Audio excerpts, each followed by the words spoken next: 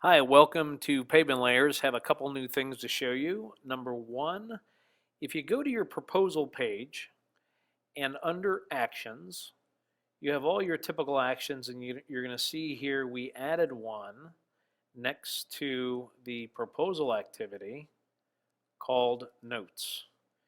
In this section, you could add anything you like to a note for any company at all. So at any point in time, you can click a note. And you can identify in here, he likes to go to lunch at Fridays. You can add anything you like, as many lines as you like, and it'll automatically plug it at the time of day and the date. We will be adding PM or AM to this, but you can add anything you like to this at any time. So it's a quick little simple section for notes in proposals.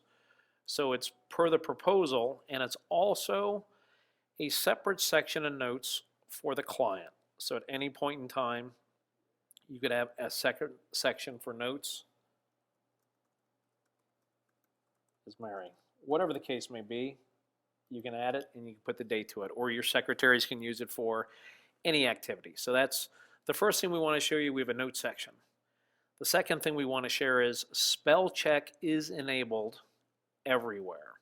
So if we go to edit company, and let's say you wanted to change some stuff in your about company or in your contract copy, if you look right here, you have spell check.